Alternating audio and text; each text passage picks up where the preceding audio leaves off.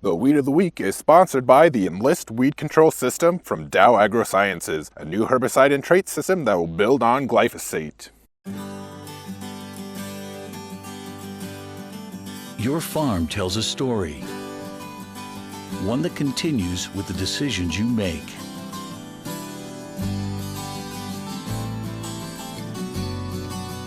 Introducing the Enlist Weed Control System, an advanced herbicide and trait system that will build on glyphosate for exceptional control of tough weeds. The next chapter begins.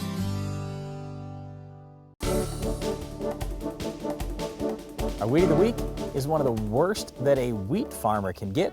It's wild oats. When you think about grass control, for our farm we raise primarily corn and soybeans. It's foxtails. We're talking about green foxtail and giant foxtail, yellow foxtail, and all the focus gets on what many farmers will term pigeon grass. But when it comes to foxtails and wheat, they're not nearly the competitor that wild oats is. No, one wild oats plant, they say, can rob just as much yield as 10 foxtail plants. So this is a major problem. It's especially an issue in spring wheat. In winter wheat, we don't have as much problem, but we can have the issue there as well. So we wanted to talk about that just a little bit today about how we're going to address it in wheat, but it can be an issue in some other crops too. All right, when we think about wild oats, it's a little bit different than some of the other grasses. A lot of the pre-emerge herbicides that we use in corn, for example, they may not be as effective on wild oats as they are on green foxtail. For example, when you look at Surpass, Harness, Dual, Outlook, they're not the best choice. Like when we talk about foxtail control, well, they are the best choice. The best choice in corn has been Eradicane.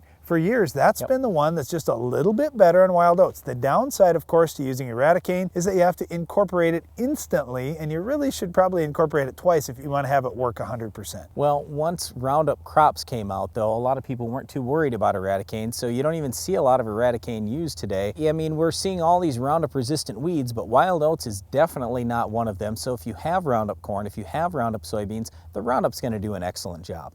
Otherwise, I mentioned soybeans there. It's pretty easy to stop wild oats and soybeans. Use Sonaland, Treflan, or Prowl. Any of those are going to do just fine, especially if you're using a decent rate. And then post-emerge, we've got plenty of grass killers like Select Max, Assure, Post Plus, all these products. They'll do just fine on wild oats as long as you use a decent rate. Even the maximum labeled rate might be needed to get complete control because, again, wild oats is a little bit tougher than what foxtail control is. All right, so let's talk about wheat just a little bit. And here's where wild oats is pretty tough to control, but there are some strategies that you may not have considered using before. For example, what do you use for a pre-emerge herbicide in your wheat? I asked that question to wheat farmers all across the country, and a majority of them say, what are you talking about? They're pre-emerge choices? I do everything post-emerge in wheat. Here's where wild oats control could get much easier for you. There's a pre-emerge product called Prepare that has the same active ingredient that you would find in Everest 2.0. Just doesn't have the crop safener for use in crop. We do a great job on foxtails. We do a really pretty good job on wild oats control as well, and even some of the tougher grasses like Cheat it has activity on. So Prepare, the normal use rate is 0.3 ounces per acre, and that's fine if your pH is 7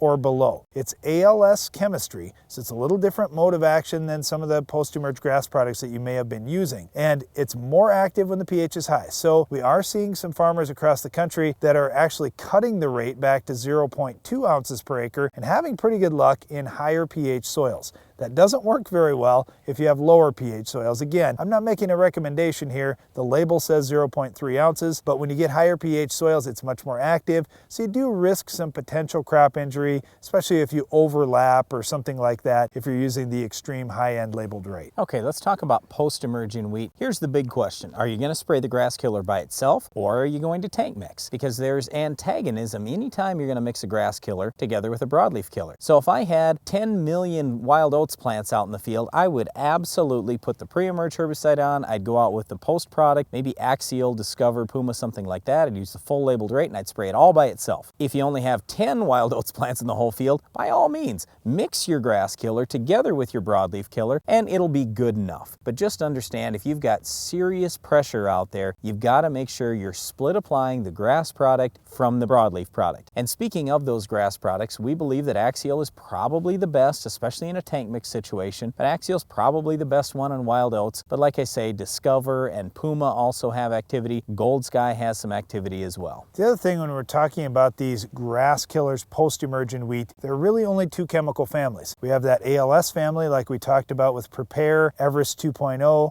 Gold Sky, and a number of other products. But when we're thinking about the other family, the ACCase inhibitors, we're looking at Discover, Puma, and Axial. So if you're having issues with wild oats control in your area, there's a potential that it could be resistant to one family or the other. So just make sure you're checking with the land-grant university in your area about weed resistance in your area. If guys are having trouble with one of the families, it's a good thing we've got two choices. The other thing is, if you're not having problems, rotate a little bit. Maybe you're using that Prepare pre-emerge. Great, you got an ALS product out there already. Now let's use the ACCase inhibitors post-emerge. And that's the reason why I didn't mention Everest 2.0 post-emerge. Everest 2.0 is actually very good on wild oats. It's just if you're using Prepare, you don't want to use Everest post-emerge because it's the same chemical family. You're repeating that mode of action or site of action. Let's switch that up. Use the ALS down, use the ACCase post if you can. Well, wild oats is certainly a tough weed, especially if you've got it in wheat. Use a two-pass approach with the pre-emerge herbicide, and if you have a lot of pressure, spray your post-emerge grass product separate from your broadleaf product. Well, that's all the time we have for our Weed of the Week, but stay tuned. Iron Talk is coming up next.